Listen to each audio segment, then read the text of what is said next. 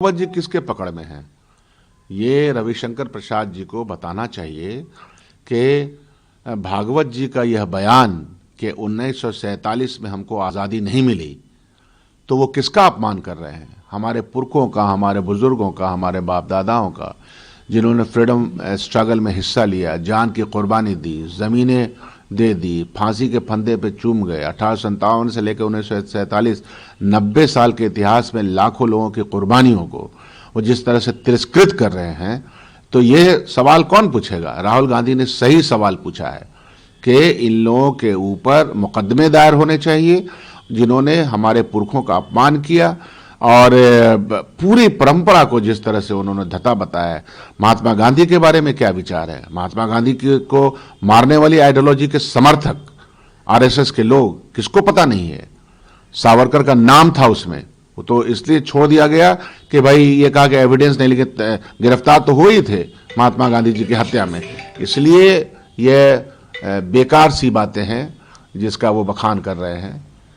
दिल्ली में कहा जा रहा है कि आम आदमी पार्टी के द्वारा और जो वर्तमान में मुख्यमंत्री आतिशी के द्वारा कि जब हमारी सरकार आई तो शराब नीति कानून फिर से लागू करो। ये दिल्ली में कहा जा रहा है, तो जब आएगी तब ना, अभी तो आने में ही सर फुटा हुआ है। क्या लगता है कि दिल्ली में कांग्रेस की सरकार बनेगी? हमने जनता के सामने अपना मंशूर, अपना मैनिफेस्टो रख दिया है। हमारा कमिटमेंट देश के सामने है, दिल्ली वासियों के सामने है, और एक बड़ी लकीर हमारी जो मुख्यमंत्री थी उन्होंने बड़ी लकीर दिल्ली में छोड़ रखी है। उस लकीर को कोई पाट नहीं कर सका है। शीला दीक्षित ने जिस तरह से काम किया, दिल्ली का दिल बड़ा किया, दिल का इंफ्रास्ट्रक्चर बड़ा किया, ताकि पूरे देश से लोग जा सकें, रोटी रोजगार पा सकें, इज्जत के साथ रह सकें। राहुल गांधी कल बिहार दौरे पर हैं, पटना में उनका कार्यक्रम जो कांग्रेस पार्टी ने रखा है, संविधान सुरक्षा सम्मेलन, क्या कहें?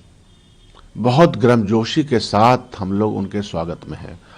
2 कार्यक्रम है, कल वो 11 बजे यहाँ तशरीफ लाएंगे और वो इंडिगो फ्लाइट से यहाँ आएंगे, रेगुलर फ्लाइट से, और पूरे दिन का कार्यक्रम का शेड्यूल है। सबसे पहले बापू सभागार में वो भेंट करेंगे सामाजिक सरोकार के लोगों से, सामाजिक संस्थाओं के लोगों से, जो सामाजिक संगठन महिलाओं के लिए, धर्मनिरपेक्षता के लिए, किसानों के लिए, इस देश में सामाजिक एकता और सामाजिक न्याय के लिए काम करने वालों के साथ सीधा संपर्क होगा, नौजवानों के साथ, स्टूडेंट्स के साथ, एक कई तरह के ग्रुप के साथ उनकी बैठक होगी, बातचीत होगी, संवाद होगा। और यही संवाद को जो स्थापित उन्होंने किया है, इसी कमिटमेंट की वजह से लोग इतने बड़े पैमाने पे आ भी रहे हैं, और यह कमिटमेंट बुनियादी तौर पर हमारे देश और समाज के उत्थान के लिए है। दूसरा कार्यक्रम उनका पूरे बिहार में, चूंकि लीडर ऑफ अपोजिशन बन करके आ रहे हैं, 100 का आंकड़ा हमारे पार्टी ने पार किया है। ऐसे सिचुएशन के बावजूद जहां इंस्टीट्यूशनलाइज तरीके से लूट हो रहा है वोट का भारतीय जनता पार्टी और उनके द्वारा, ऐसे समय में भी जिस तरह से भारतीय जनता पार्टी अपने 273 के आंकड़े को भी नहीं पार कर सकी है, ऐसे सिचुएशन में पूरा बिहार और बिहार के तमाम इलाके से कांग्रेस जन का जुटान होगा सदाकत आश्रम में, और वहां हम लोग उनका भाषण सुनेंगे। मुख्यमंत्री नीतीश कुमार मानसिक रूप से ठीक है या नहीं, उसका मेडिकल बुलेटिन जारी करने की मांग हो रही है। ये कौन कह रहा है? ये शांत किशोर कह रहे हैं।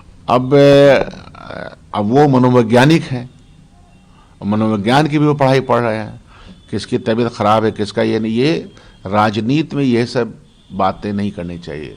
राजनीति में ये बात होनी चाहिए कि पॉलिसीज क्या है। पॉलिसीज इंपॉर्टेंट है। हम लोग जब ये जनता दल और भारतीय जनता पार्टी के सरकार के ऊपर किसी भी तरह का की बात कहते हैं, तो हम पॉलिसीज के लेवल पे करते हैं कि पॉलिसीज का पैरालिसिस है। इस पॉलिसी से बिहार की जनता का कोई भाग्य नहीं खुलने वाला है, इससे तकलीफ हो रही। पॉलिसीज पे बात करनी चाहिए, व्यक्तिगत तौर से बात करने का कोई मतलब नहीं बनता। तेजस्वी यादव ने भी मुख्यमंत्री की यात्रा पर सवाल उठाए। कई बार कांग्रेस पार्टी ने भी कहा है कि यात्रा सिर्फ पैसे की खर्च है, बिहार सरकार की खर्च है, और अब तो उन्होंने कहा कि 2 अरब रुपए सिर्फ जनता से मिलने में खर्च हो रहे हैं। बिहार में भ्रष्टाचार की गंगोत्री बह रही है। हाँ, इसमें कोई शक नहीं है। देखिए, बिहार की तरक्की के लिए 20 साल का वक्फा काफ़ी है। बिहार की तरक्की अगर दूसरे राज्यों के मुकाबले में करेंगे तो हम बहुत फिसड्डी हो चुके हैं। हमको दिखता तो है कि सड़क आ गई है और 4 लेन बन गए हैं, बहुत सारा इंफ्रास्ट्रक्चर आया है, बट दूसरे राज्यों के मुकाबले में 20 साल में हम कहाँ पहुंचे हैं? क्या वजह है कि नीति आयोग से लेकर के तमाम जो अनुसंधान करता है वो बिहार को नहीं समझते कि कोई तरक्की याफ्ता और तरक्की करता हुआ प्रदेश है? तो यह सवाल है, बड़ा सवाल है कि समय आपको मिला। हमेशा ये कहिए कि पुराना राज खराब था, पुराना राज खराब था। अब आपको 20 साल का मौका मिला। शुरुआत के 5 साल आप ये कह सकते थे। 20 साल के इस मौके में आपने बिहार का प्लान नहीं रोका। बिहार में शिक्षण संस्थाओं की बुरी हालत है, बिहार में शिक्षा की गुणवत्ता की बुरी हालत है। ये सब किसके? इंडस्ट्रियलाइजेशन की कोई पॉलिसी नहीं है कि जिससे इंडस्ट्री आनी चाहिए। यहाँ एग्रो बेस इंडस्ट्री होती तो लाखों लोग जो बाहर प्लान कर रहे हैं वो नहीं जाते। शिक्षा की व्यवस्था अच्छी होती तो लाखों स्टूडेंट्स दूसरी जगह नहीं जाते। तो ये सब तो अभी हो रहा है ना। इसलिए मैं कह रहा हूं कि यहाँ सिस्टमेटिक फेल्यूर हुआ है। आप भी मानते हैं कि बिहार सरकार जो खर्च कर रही है मुख्यमंत्री की यात्रा पे वो बेफिजूल की? कोई मतलब ही नहीं बनता है ना। देखिए, आदमी जब ड्राइविंग सीट पे होता है तो उसकी मॉनिटरिंग इंपॉर्टेंट है, और अगर मॉनिटरिंग ठीक नहीं है और जो मैंने आपको सवाल गिनाए कि क्या ये सब ठीक हुआ, ये सब ठीक नहीं हुआ, तो इसका मतलब मॉनिटरिंग ठीक नहीं है। आप यात्रा करते रहिए।